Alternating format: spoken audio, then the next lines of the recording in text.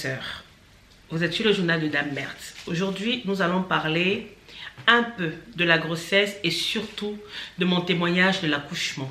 Comment j'ai failli y rester, mais par la grâce de Dieu, il avait la main sur moi.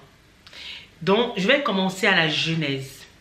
Vous savez, quand une femme tombe enceinte, il faut savoir une chose. Quand une femme tombe enceinte, à partir du moment où elle tombe enceinte, il faut vraiment commencer, vraiment entrer en bataille. Entrer en bataille, ce n'est pas des blagues, c'est que la réalité. Parce que quand une femme tombe enceinte, si tu tombes enceinte, il faut savoir que une fois que tu tombes enceinte, le monde spirituel est aussi au courant que tu es enceinte. C'est comme la même chose. Vous savez, quand Marie était enceinte, les gens savaient, le monde spirituel savait. Quand Marie a accouché, il y a eu une étoile dans le ciel qui est apparue pour montrer que Jésus est né. Et c'est comme ça que les rois mages se sont dirigés en fonction de cette étoile pour trouver Jésus. C'était comme un GPS. Donc il faut savoir que quand une femme tombe enceinte, il y a cette étoile-là qui commence à se former. Et elle commence à être attaquée. Il y a des femmes qui sont enceintes, qui sont attaquées pendant toute leur grossesse.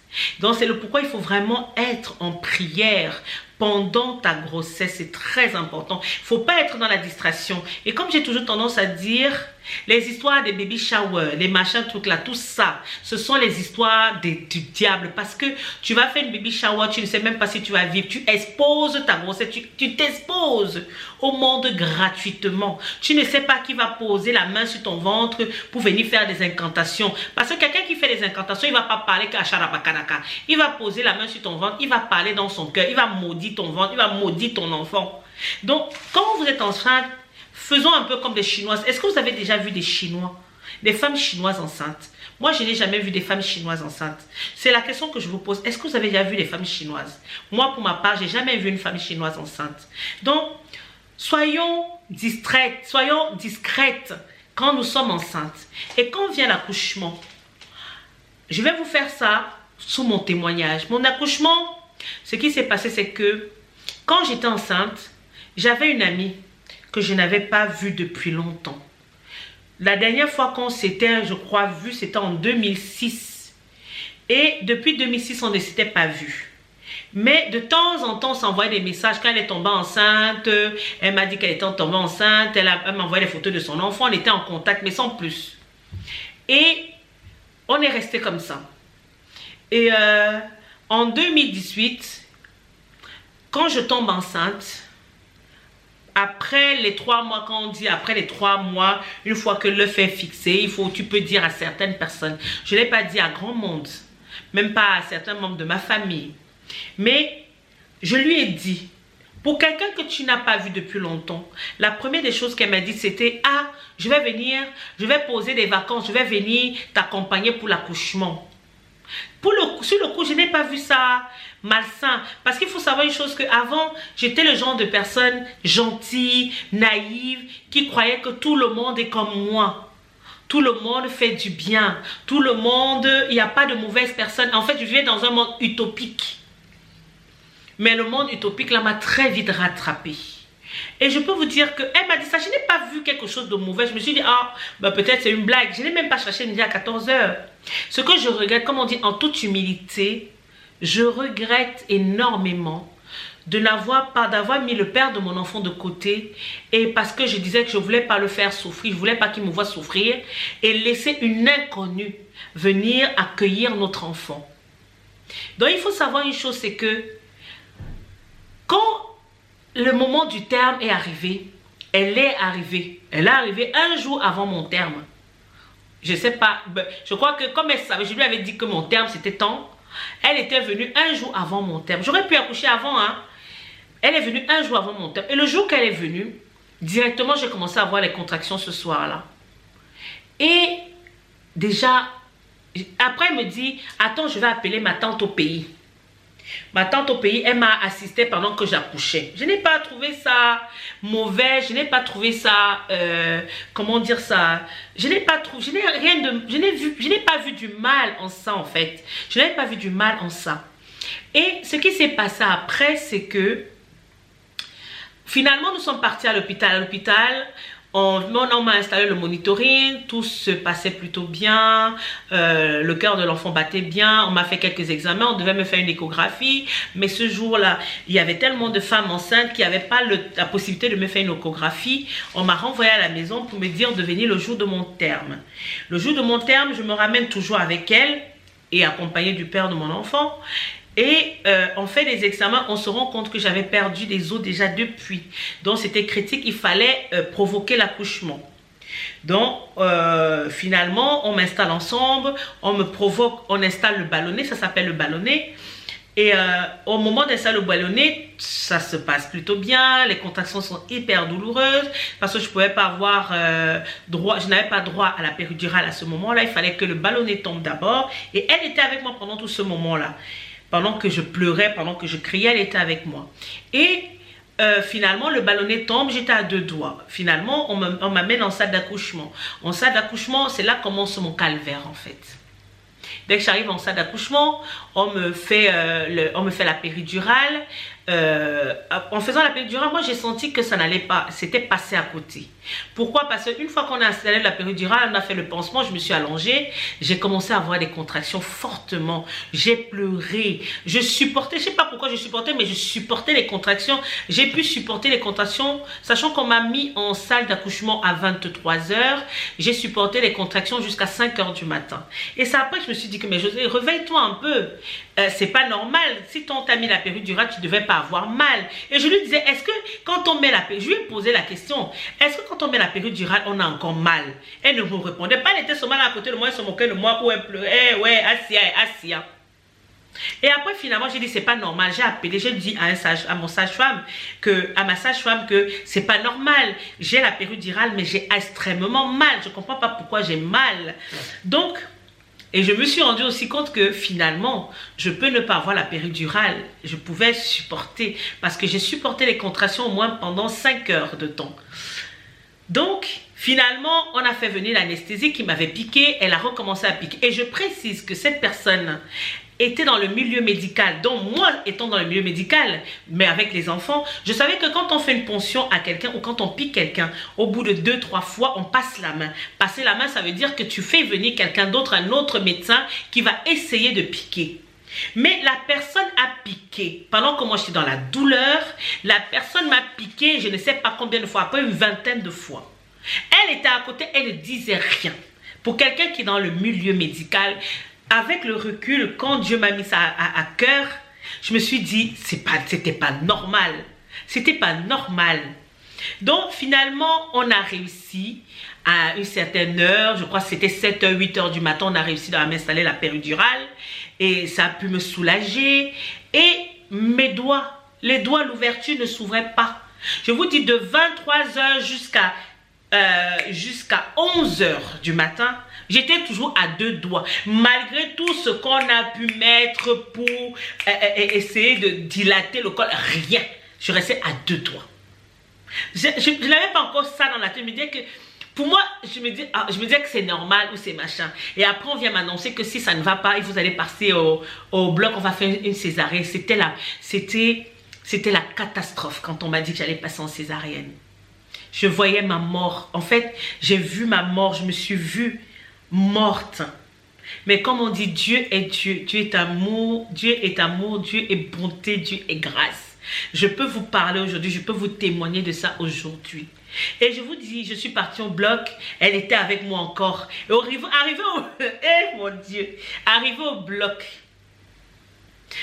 Le médecin, l'anesthésie-chef vérifie si au niveau du ventre ça va, j'ai pas mal, ok, tout va bien. Mais au moment où le médecin veut commencer à ouvrir le ventre, j'ai senti comment on me déchirait le ventre. Comment on me coupait, vous savez, c'est comme un couteau qui vous coupe la peau. Je sentais comment on m'ouvrait le ventre. J'ai commencé à crier, j'ai mal. À ce moment-là, je me suis endormie, on m'a endormie en anesthésie générale. J'ai pu voir mon enfant plus tard. C'est elle qui avait accueilli mon enfant. Tenez-vous tranquille. Quand je suis sortie du bloc, je suis partie, on m'a monté en salle de réveil. Elle est venue avec l'enfant, j'ai rencontré mon enfant, ainsi de suite. Après, finalement, on m'a monté en chambre. En chambre encore. J'arrive en chambre, je pouvais manger. On me propose un petit déjeuner. Finalement, je mange. À peine j'ai fini de manger, allez, boum, je tombe. Je commence à dire, j'ai les vertiges, j'ai les vertiges. Et me voilà qui repart. Me voilà qui repart. Je veux dormir, laissez-moi dormir, laissez-moi tranquille. J'étais en train de partir. J'avais 5 de tension, quelque chose comme ça. Et j'étais en train de partir. Laissez mon enfant. Une troisième fois. Ah, Seigneur Dieu est bon. Vraiment, mes chéris, si vous ne priez pas Dieu, si tu ne pries pas Dieu, hein, je t'invite à prier Dieu aujourd'hui parce que c'est un Dieu miséricordieux. C'est un Dieu de bonté. Quand il a sa main sur toi, peu importe ce que tes oppresseurs peuvent faire, ça ne marchera pas. Je ne savais pas que c'était dû à ça. Imaginez-vous, malgré tout ce qui s'est passé, elle était là. Et après, je crois que c'est ce jour-là qu'elle est rentrée parce qu'elle n'habitait pas dans la même ville que moi. Elle est rentrée. Quand elle est rentrée là, je n'ai plus eu de ses nouvelles. J'ai plus eu de ses nouvelles. Parce que quand elle est rentrée là, je suis restée faire la température. J'avais ma blessure de césarienne qui sointait. Hein? Au bout de 5 jours, on a vu qu'il n'y avait rien. On m'a sorti malgré la température que je faisais. Je suis sortie, je suis rentrée chez moi. Je ne savais pas marcher. Je marchais courbée comme une grand-mère.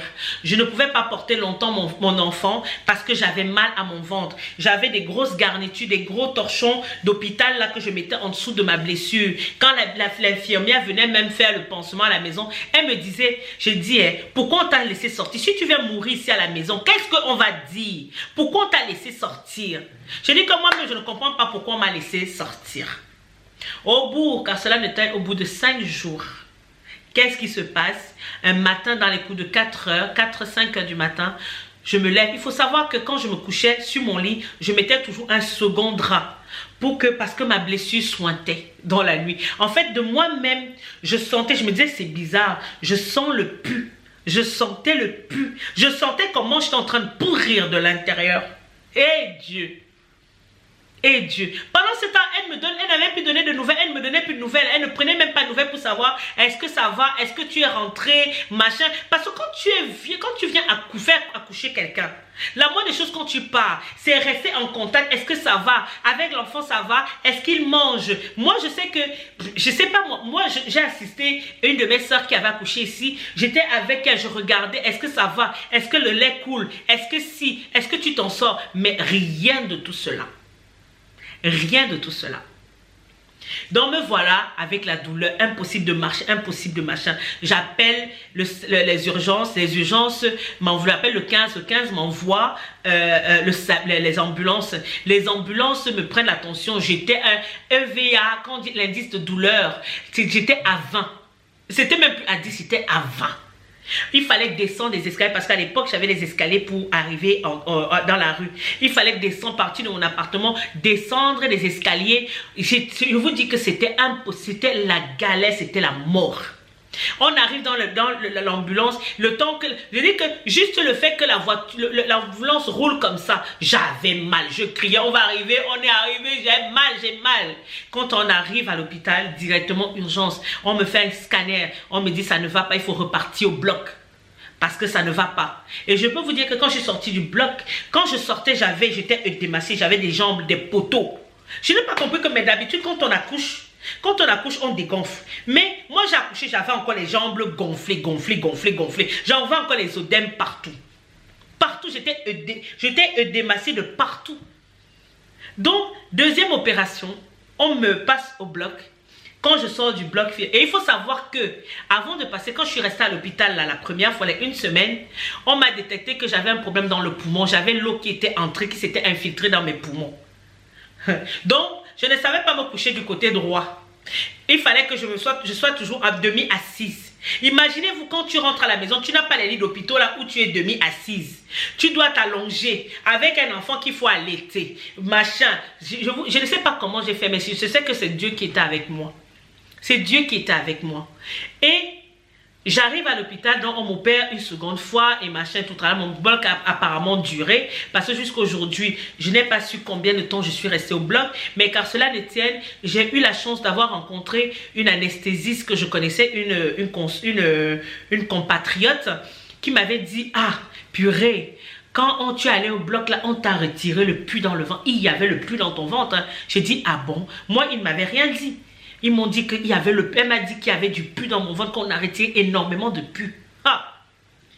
C'est que, comme on dit, on a retiré. Donc, il fallait que je reste encore hospitalisée. Et la chose pour moi, c'est que mon poumon, ça allait un peu mieux. J'arrivais à me coucher à plat sur mon poumon, mais ça me faisait mal en dessous. Donc, il fallait que je me couche à chaque fois avec une poche d'eau chaude pour pouvoir apaiser la douleur que j'avais.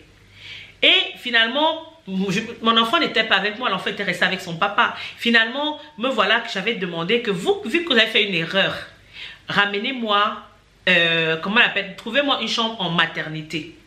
Donc, on m'a trouvé une chambre en maternité. On a pu me ramener mon fils pour que je reste avec lui. Je peux vous dire qu'à un certain moment, il y a une de mes tantes qui m'appelle. Pendant que je parle, elle me stoppe, elle me dit, ma fille, pourquoi tu parles comme ça? Quand je parlais avec des pauses. Vous voyez, là, je parle avec vous, c'est fluide. Mais quand je parlais à ce moment-là, j'ai une copine, une collègue, une ancienne collègue, je lui avais fait un message. Elle m'a renvoyé le message en me faisant écouter que José, quand j'étais écoutée, je me suis dit, il y a un problème. José ne parle pas comme ça.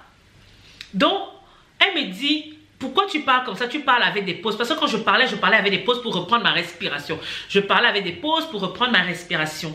Et du coup, elle me dit, pourquoi tu parles comme ça? Il faut voir le médecin pour dire que tu parles avec des pauses. Donc, quand je raccroche avec elle, j'ai dit au médecin, oui, docteur, apparemment, je parle avec des pauses. Parce que moi, je ne m'entendais pas. Donc, c'est comme ça qu'on dit, il faut faire une radio. En allant faire une radio, on me dit, bah, le liquide a un peu augmenté. Et comme je faisais, j'avais recommencé à faire la température. Il faut vérifier si cette température que tu fais, ce n'est pas par rapport à la blessure, à l'infection que tu as eue, ou c'est peut-être par rapport à l'infection que tu as dans le poumon. Et dès que la go, je n'avais toujours pas de nouvelles. Oh. La copine qui est venue me faire accoucher, je n'avais toujours pas de nouvelles. Et Dieu. Donc, me voilà qui part. Finalement en radio, machin, et après on me programme un autre jour pour aller en pneumo, pour pouvoir faire une infiltration, pour pouvoir retirer de l'eau, pour pouvoir, comment dire, prendre un peu d'eau pour pouvoir examiner, pour voir si ce liquide n'est pas infecté. Et voilà qu'un matin on vient me chercher pour aller en pneumo, pour faire ce fameux examen. Et là-bas, mon Dieu, je vous jure que j'ai vécu un calvaire. J'avais l'impression qu'au niveau de ma plèvre, c'est pas ça, c'est même, on avait une grosse aiguille, c'était comme un marteau qu'on tapait dans mon poumon pour faire entrer, pour faire passer l'aiguille dans mon poumon et atteindre mon poumon pour pouvoir prélever le liquide. Et en prélevant le liquide, ils n'ont pas pu prélever un peu. Ils ont prélevé 600 ml d'eau dans mon poumon. Pour vous dire à quel point j'étais bonne à partir. C'est parce que la grâce de Dieu était sur moi que j'ai pu, malgré tout, il a minimisé en fait. Il a minimisé les choses.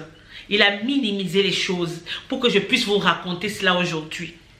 Pendant ce temps, la grâce de Dieu faisait que mon enfant ne me dérangeait pas.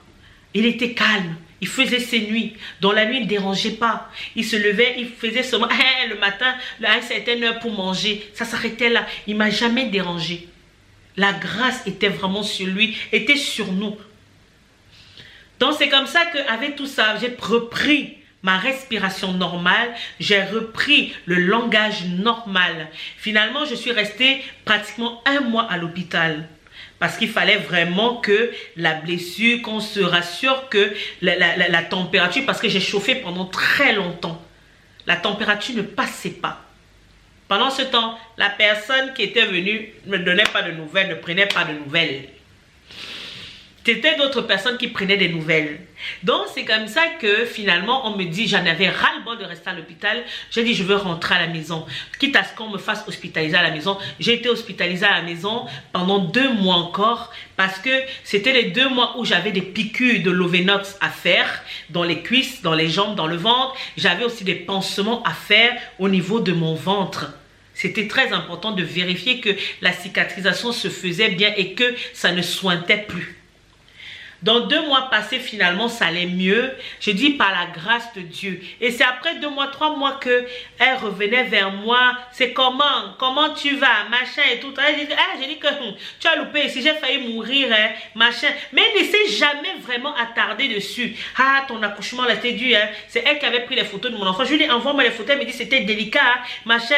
Comment? Je lui posais des questions sur certaines choses. Elle me dit, ah, pour le moment, tu n'es pas prête. Pour le moment, tu n'es pas prête à entendre. Pour le moment, tu es sensible. J'ai dit, il y a des moments, je suis restée comme ça. Elle dit, mais pourquoi elle dit que je ne suis pas prête? Envoie-moi les photos de mon enfant à la naissance.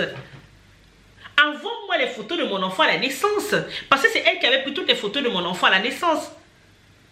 Envoie-moi les photos de mon enfant à la naissance. Envoie-moi la vidéo que tu as prise. Elle a gardé cette vidéo pendant 1 an. Elle n'a pas voulu me le donner.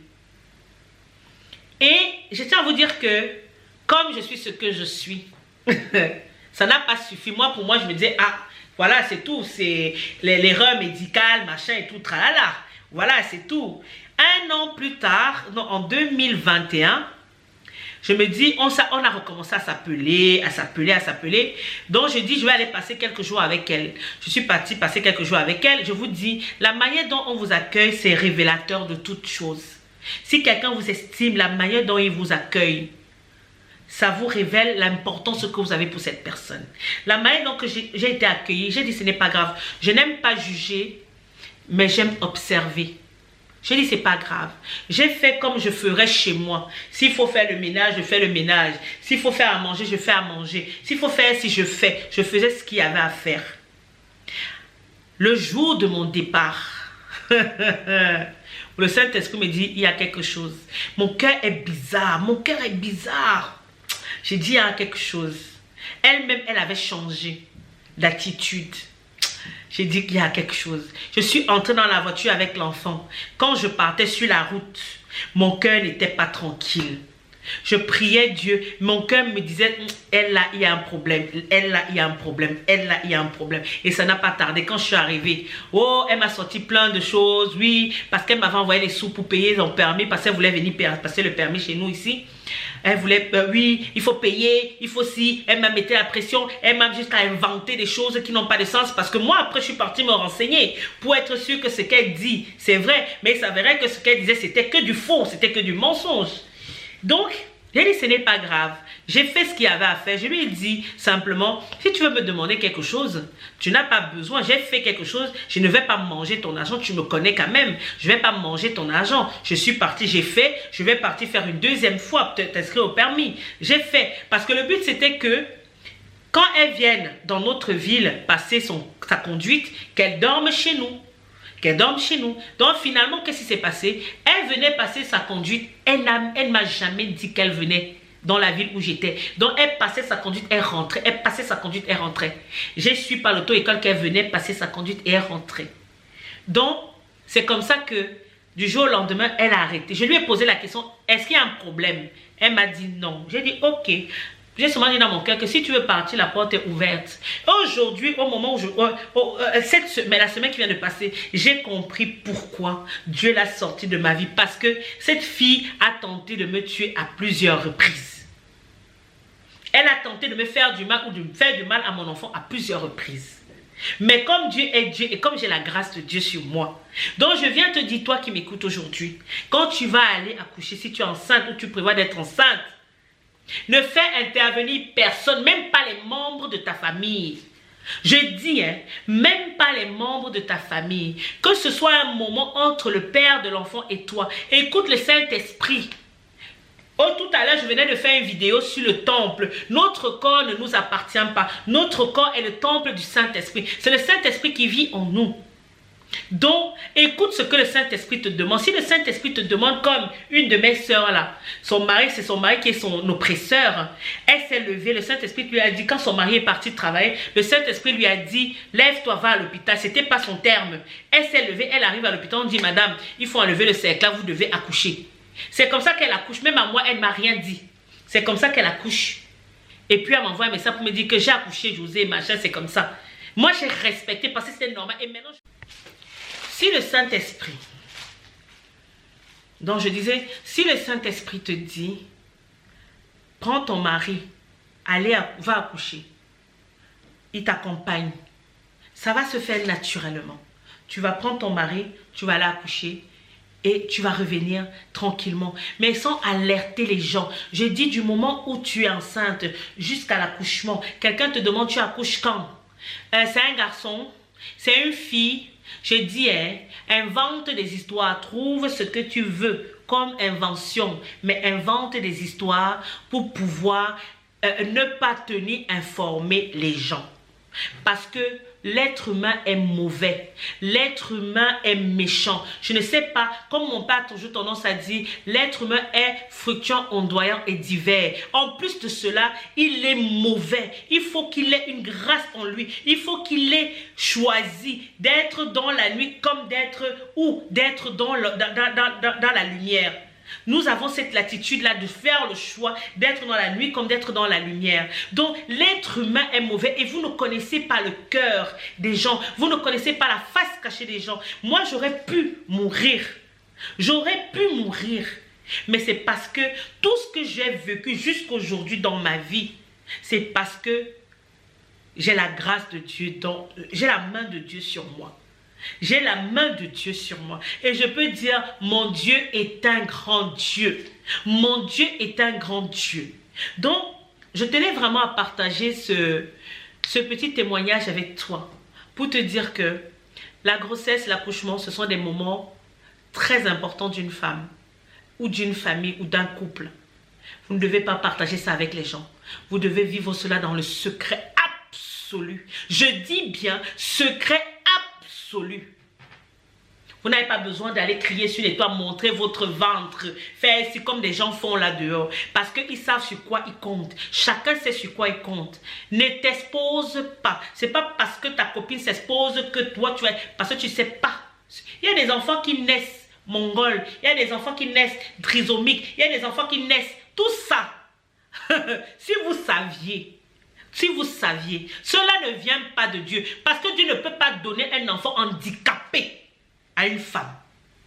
Dieu ne peut pas donner un enfant handicapé à une femme. C'est parce qu'il y a eu infiltration du mal. C'est parce qu'il y a eu infiltration du mal que l'enfant, quand il naît avec 10 000 problèmes. Quand Dieu te donne une grâce d'avoir un enfant, ce n'est pas pour que tu souffres. C'est pour que tu sois heureuse à ce moment-là. Donc, soyez vigilants et vigilantes. Le dehors est mauvais. Le dehors est très mauvais. Donc, vous pouvez me retrouver sur TikTok où je fais des petites vidéos, sur YouTube où je fais des vidéos un peu plus longues, pareil sur podcast, où je fais pareil des audios un peu plus longues. Vous allez retrouver la même audio parce que pendant que je vous parle, j'enregistre. Vous allez trouver la même chose en podcast. Donc, n'hésitez pas à me laisser les commentaires. N'hésitez pas, si vous avez des témoignages par rapport à l'accouchement, comment Dieu vous a sauvé.